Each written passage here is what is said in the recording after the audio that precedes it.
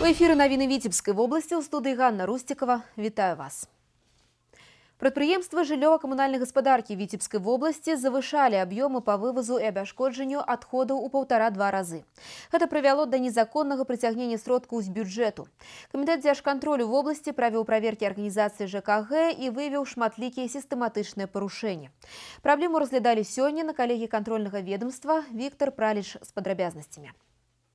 На парадку дня коллегии Комитета дзяржкантролю Витебской области вынікі проверки организации ЖКГ по пытаннях абыходжання за отходами и выканання бюджетного законодавства. Кіраўнік областного ведомства Вадим Заранкин подкрэслівае, что эта проблема стала для региона систематичной, а тому потребуе грунтоўнага вырашэння. Об гэтым кажуць и лічбы. Выкананы с парушэннем разлік норматыву утварэння отходу привел до незаконного атрымання сродкаў з бюджету. У Дубровинском районе 40 миллионов, у Талачинском 215 миллионов, у Орчы увогуле 6 миллиардов. Причинами завышения стало нарушение со стороны предприятий ЖКХ установленного порядка формирования норматива образования отходов. К контрольным замерам относились формально, определялись только по объему, что и дало необоснованное завышение. И на факт прошлого года также не обращали внимания. В результате, конечно, фактически собранные отходы, я же говорю, в 1,5–2 раза были ниже, чем установленные нормативы. Нездавальняючы была ацэнена работа ЖКГ па нарыхтоўцы другасных матэрыяльных ресурсаў. Неэффектыўна выкарыстоўваліся кантэйнеры для асобнага збору смецця. Сабраныя аб'ёмы ПЭТ-бутэлек не змаглі загрузіць цалкам лінію перапрацоўчага завода. Як вынік, шматлікія страты. На сёння матэрыялы праверак перададзены ў праваахоўныя органы для дачы прававой адзнакі. Дарэчы, адзнакі сваёй дзейнасці чакаюць камунальнікі, якія неабгрунтавана завышалі тарыфы на жыллёва-камунальныя паслугі. На эмоциях я бы мог сегодня и половину арестовать состава Министерства жилищно-коммунального хозяйства. Но какую реакцию это вызовет в обществе, я думаю, неоднозначную. И, может быть, даже резко отрицательную. После того, как все уже успокоилось и с тарифами на жилищно-коммунальное хозяйство. И люди видели, что жировки, они дают реальное представление о том, сколько надо платить, за что платить. На что, собственно говоря, и нацеливал глава государства, Комитет государственного контроля и соответствующие структуры правительства, когда давал поручение разработать понятную систему оплаты и прозрачную, главное, систему оплаты за услуги жилищно-коммунального хозяйства. Мы этого результата достигли. И хватать сегодня всех подряд, я думаю, наверное, не совсем правильно будет. Вот когда будет так, проверки, и мы из этого акта увидим, кто конкретно виноват и в чем виноват, тогда последует то, о чем я говорил. Проверка системы налічэння тарыфу ЖКГ завершена. Канчатковыя высновы будуць зроблены ў бліжэйшы час. Віктор Праліч, Александр Прыстаўка, Навіны Віцебск. Рынок Каўказскага рэгіёна актыўна заваёўвае сумеснае таварыства з абмежаванай адказнасцю ЛЛК «Нафтан». Прадпрыемства наладзіла супрацоўніцтва з азербайджанскім партнёрам, вопытна-прамысловым заводам па вытворчасці змазачных масел і змазак. Наваполацкія спецыялісты таксама пачалі тэхналагічнае супрацоўніцтва з Інстытутам хіміі прысадак Нацыянальнай акадэміі навук Азербайджана. Представили потенциал нашего предприятия, представили ассортимент продукции, которую мы выпускаем, и поделились планами на будущее по своему развитию. Опытно-промышленный завод специализируется на выпуске смазочных материалов, промышленных смазок, поэтому целью нашего визита было понимание тех потребностей, тех вопросов, которые на сегодняшний день существуют у производителя смазочных материалов, в частности в Азербайджанской республике. В результате визита было достигнуто соглашение о долгосрочном сотрудничестве с данным заводом. И, что самое главное, подписан договор о поставке присадок. И на настоящий момент первая партия присадок в Азербайджанскую республику уже отгружена. Дадатковая пенсія разам з дзяржаўнай. Такую магчымасць сёння гарантуюць праграмы добраахвотнага страхавання дадатковай пенсіі. Заключаць дагаворы са страхавымі арганізацыямі могуць як самі работнікі, так і наймальнікі. Карпаратыўнымі праграмамі зараз ахоплены больш за 46 тысяч беларусаў. У тым ліку і супрацоўнікі завода «Поласк шкловалакно». Там норма аб карпаратыўным страхаванні ўнесена ў калектыўны дагавор. Пры выхадзе на заслужаны адпачынак работнікі атрымліваюць дадатак да дзяржаўнага грашовага ўтрымання. Падрабязнасці ў нашых карэспандэнтаў. Вера Чыркун – пенсіянерка, аднак пра родны калектыў не забывае. У гэтых цэхах ткачыха адпрацавала 35 гадоў. Гавораць і на заводзе памятаюць пра ветэранаў. Да святаў грашовыя выплаты. Яшчэ адным бонусам стало атрыманне дадатковай пенсии. Получила я сумму. Первая была где-то 25 миллионов, а вторая, ну это уже как бонусы шли там, наверное, там уже было около 12. Я их пока не потратила, отложила в стороночку, положила на вклад. Пусть пока полежат, может, сыну понадобится. На прадпрыемстве працуюць 4000 чалавек. Пункт пра дадатковае пенсійнае страхаванне з'явіўся ў калектыўным дагаворы па ініцыятыве прафсаюзаў 8 гадоў таму. Калектыў новаўвядзенне ухваліў. Есть такой мировой стандарт, чтобы пенсия возмещала не менее 40% утраченного заработка.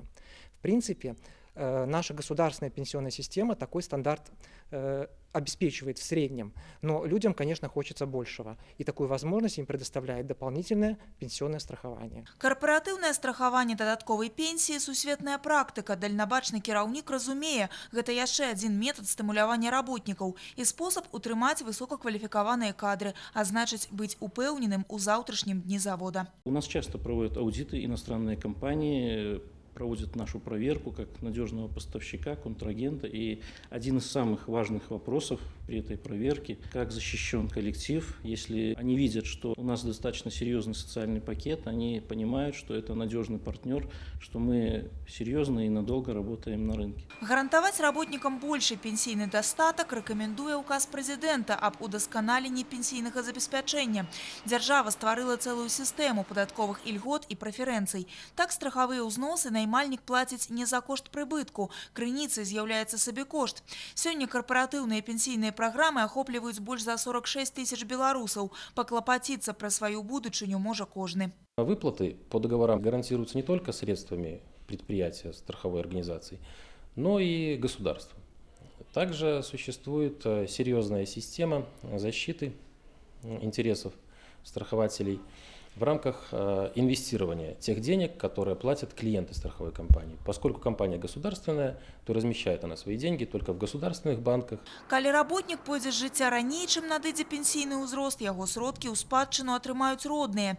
Летась па дагаворах добраахвотнага страхавання дадатковай пенсіі выплаты атрымалі 10 тысяч беларусаў на агульную суму 116 мільярдаў рублёў. Спецыялісты запэўніваюць, тыя, хто яшчэ раздумвае, губляюць не толькі час, а і грошы. Маргун, Вольга Маслоўская, Александр Петровецкі, навіны Полацк. Эксперыментальная дарожная разметка з'явілася ў Віцебску на вуліцы Смаленскай. Яна размешчана паблізу нерэгулюемага пешаходнага перахода і уяўляе сабой трохвугольныя астраўкі жоўтага колеру. Паспрабаваць новую разметку вырашылі ў сувязі з вялікай колькасцю аварый з удзелам пешаходаў. З пачатку года на дарогах вобласці адбылося 1,5 десяткі. Прычына – невыканання вадзіцелямі хуткасных рэжымаў і парушэнне правілаў праезду зебры. Вуліца Смаленская ў Віцебску асабліва небяспечная. Яна мае адразу 3 полосы руху ў адным напрамку. Данная разметка несет за собой два значения. То есть первое значение – это напоминает о том, что водителям что нельзя останавливаться ближе 15 метров от пешеходного перехода. И второе значение – это предусмотрено для визуального сужения проезжей части. Говорят о том, что водителям необходимо все-таки снизить скорость движения при подъезде к пешеходному переходу для пропуска пешеходов на нерегулируемом пешеходном переходе. У самы бліжэйшы час аналагічная разметка жоўтага колеру з'явіцца на нерэгулюемых пешаходных пераходах паблізу школ. Калі эксперымент апраўдае сябе, разметку нанясуць і ў іншых гарадах вобласці.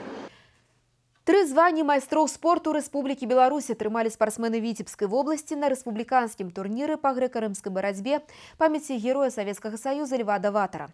Спаборніцтвы сабралі больш за 100 атлетаў з усіх рэгіёнаў Беларусі, якія разыгралі медалі ў 7 вагавых катэгорыях. Сергей Мисурагін пазнаёміўся з маладымі майстрамі спорту. Турнір льва-даватара барцоўскі старт, дзе спартсмены не маюць патрэбу ў дадатковай матывацыі. Сюды едуць за адным з самых жаданых званняў у спартыўнай кар'еры. А таму напружанне адчувалася ў кожным паядынку. Формула правядзення спаборніцтваў максімальна набліжана да еўрапейскіх стартаў. Электроннае табло, сістэма відэапаўтораў – усё, каб не зрабіць памылкі і прыняць правільнае судзейскае рашэнне. А яшчэ, каб пазбегнуць дагаварных паядынкаў, сёлета па розныя бакі барыкад развялі майстроў спорту і кандыдатаў на гэта званне. Федерация белорусская дала нам добро на это, чтобы КМС боролись отдельно, а мастера спорта отдельно. И поэтому по-любому КМС уже в своей разборках определяют сильнейшие и выполняют мастера спорта. Одним з фаварытаў турніру з'яўляліся барцы Гродзенскай вобласці. На Олимпийских днях моладзі Рэспублікі Беларусь атлеты з берагу Нёмана завоевали львиную долю ўзнагарод и, як вынік, імкнуліся развить свой поспех. Третий год подряд наша Гродненская область заняла первое место на Олимпийских днях молодежи Республики Беларусь. Из 10 весовых категорий 6 чемпионов было из Гродненской области. Вот, как бы успех такой довольно значимый для нашего региона. Сборная команда Витебской области на турнире была представлена практично мощнейшим составом. У ім выступали усе, хто стаіць на ногах. Одним з прэтэндэнтаў на званне з'яўляўся прадстаўнік Обальскай школы барацьбы Вадим Грачухин. Ён стаў сярэбраным прызёрам першынства свету. Але па яго выніках звання майстра спорту Рэспублікі Беларусь не атрымаеш. Яго можна заваяваць толькі на радзіме. 5 месяцев был на сборах подряд. Даже дома. Дома был только 2 дня. Готовился просто усиленно. Я думаю, набрал свою даже лучшую форму на то время. Обращал внимание, конечно, на старших, когда они были. Пытался за ними повторять все время. Все их упражнения. Конечно, было тяжело, это все-таки взрослые, а я немножко еще не та сила. Тренерскі штаб віцеблян разлічваў як мінімум на 4 барцоў, хто можа пазмагацца за ганаровае званне. Прагноз здзейсніўся на 75%. Разам з Вадимом Грачухінам перамогу на турніры святкаваў яго брат Уладзіслаў. А трэцяе званне майстра спорту Рэспублікі Беларусь заваяваў сярэбраны прызёр спаборніцтваў Уладзіслаў Казімірскі. Сергей Мисурагин, Ян Пчэльнікаў, навіны Віцебск. Паговорить про реальность сегодняшнего дня, поделиться своими думками ці пачуццямі праз колер и форму запрашаюць удзельнікі штогадовага проекта «Абстракт». У выставачнай зале Цэнтра сучаснага мастацтва разгарнулася чарговая выстава, у якой прынялі ўдзел як пачынаючыя мастакі-абстракцыяністы, так і вядомыя майстры ў гэтым няпростым накірунку выяўленчага мастацтва. Тацяна Івановская аб 17-м вернісажы. У нумарологии лічба 17 дынамічная і придае імкненне да пошуку істины, развіцця духоўнасці. Так і ёсць. Кожная работа, прадстаўленая на 17-й выставе «Абстракт», пошук рэальнасці сённяшняга дня, праз беспрадметнасць. Мастакі праз колер і форму ставяць пытанні і спрабуюць знайсці адказы. Доносят свои пачуцці и рассказывают об эмоциональном стане. Моя работа называется «Альфа». Название пришло как бы постепенно и, наверное, отражает сейчас состояние, которое во мне есть. Это активность, это женственность, это интерес ко всему и всея. Вот. Ну и, конечно же, мой любимый фиолетовый и желтый. Работа называется «Катастрофа». Это шар металлический, который, в общем-то, разрывается на некие куски, фрагменты. Я эту работу создавал, находясь на волне переживаний, события, которые происходят в мире. Вядомы мастак і калекцыянер старажытных сялянскіх прадметаў Уладзімір Вальноў прадставіў на сёлетнім вернісажы самабытны экспанат крупадзёрку. Не ведаючы пра яе функцыянальнасць, можна на самой справе у гэтым драўляным цурбане з металічнымі пласцінамі, які мастак прывёз поўначы, разглядзець вельмі цікавы арт-аб'ект. Меня поразило то, что вот эта вот чисто функциональная вещь, которая, казалось бы, не имеет никакого отношения ни к искусству, ни с абстракцией, но своей до предела организованной функции становится действительно предметом искусства. На думку аўтара праекта «Абстракт» і нязменнага яго куратара на працягу ўсіх год Васіля Васильева выстава атрымалася цікавай і разнастайнай. Выставка красивая, легкая, элегантная, что в общем-то, редко можно встретить в искусстве легкость, вот эту легкость и мастерство одновременно. А яшчэ, што тычыцца лічбы 17, яна надае смеласць і нясе ўнутраны канфлікт, дае цяжкасці і сілу іх пераадольваць. Усё як быццам пра мастацтва. Тацяна Івановская, Кірыл Кайсберг, навіны Віцебск. На гэтым наш выпуск завершаны. Я развітваюся з вамі. Усяго добрага.